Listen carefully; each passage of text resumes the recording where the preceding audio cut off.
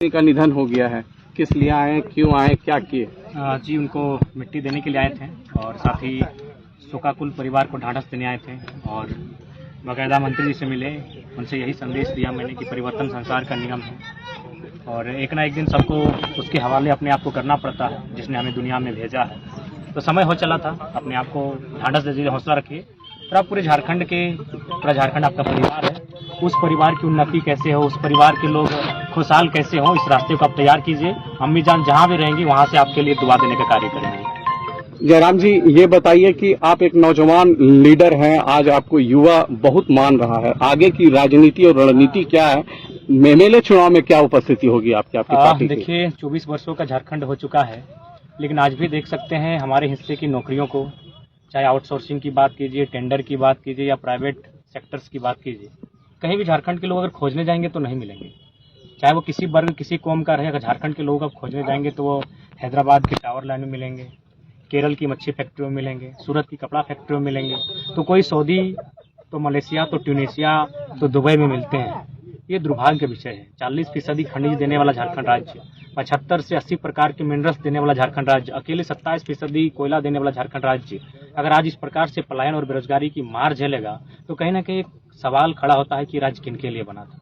ये सत्ता में अगर आप आते हैं, उपस्थिति होती है, तो किस तरह झारखंड को आप देखिएगा, किस तरह चलाने का प्रयास? सबसे पहली बात है कि भारत एक विविधताओं का देश है। भारत का संविधान भी साफ साफ कहता है और पहले अक्षर में भारत का जो पहला आर्टिकल है उसी में साफ साफ है कि भारत राज्यों का देश होगा, यानी बिना राज्यों के अब इस देश की कल्पना करेंगे तो बेईमानी होगी। तो जब भारत राज्यों का देश होगा तो बिहार यदि एक राज्य है, बंगाल यदि राज्य है, गुजरात यदि एक राज्य है और उन राज्यों की यदि अपनी मर्यादा और पहचान और परंपरा है, तो झारखंड भी एक राज्य है, उसकी पहचान, परंपरा, उसकी पहचान होनी चाहिए। तो हम सबसे पहले स्थानीय नीति की बात करेंगे, एक मजबूत स्थानीय नीति बनाएंगे जो राज्यवासियों में एक अंतर लाए कि इस राज्य के मूल निवासी कौन है। देखिए, भारत की आबादी अभी लगभग 1.5 अरब के लमसम है, यानी 1 अरब 40 करोड़ के आसपास है और झारखंड की आबादी 3.5 करोड़ के आसपास लगभग।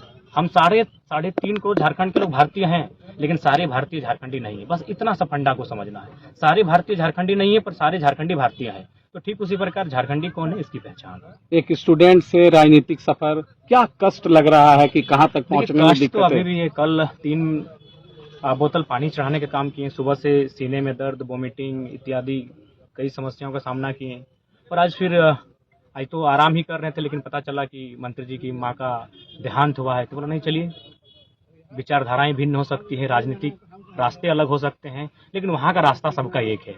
मान्यता अलग हो सकती है, कोई अल्लाह, कोई खुदा, कोई भगवान, कोई ईश्वर, कोई गॉड, कोई प्रकृति, कोई बूढ़ा बाबा, मान्यता अलग हो सकती है, लेकिन रास्ता सबका एक है। तो हमने कहा कि ऐसी घड़ी में इंसान को अपनी आपसी विचारधाराओं को भूलकर कंधे से कंधे मिलाकर खड़ा होना चाहिए, लोगों के दुख में शरीक होना चाहिए। युवाओं को रोजगार मिले, उनको उनका अधिकार मिले, उसको लेकर आज के युवा को आप क्या मैसेज दीजिएगा? देखो, उनको तो हम यही मैसेज देना चाहेंगे कि देखिए, आज अगर सबसे बड़ी जिम्मेवारी किसी की है तो राजनेताओं की है, जिनके हाथों में इस राज्य की बागडोर है, जिनके हाथों में इस राज्य की भविष्य का रोड मैप है। तो उनसे अगर आप संतुष्ट नहीं है और आपको लगता है कि वो आपके आशाओं के अनुरूप कार्य नहीं कर रहे हैं, तो उनको बदलना चाहिए। युवाओं के हाथों में कमान देनी चाहिए, युवाओं के हाथों में बागडोर देनी चाहिए, ताकि इस राज्य को उस राज्य में तब्दील किया जा सके जिस उद्देश्य के साथ हमारे महापुरुषों ने इस राज्य को अलग बनाया था। Thank you.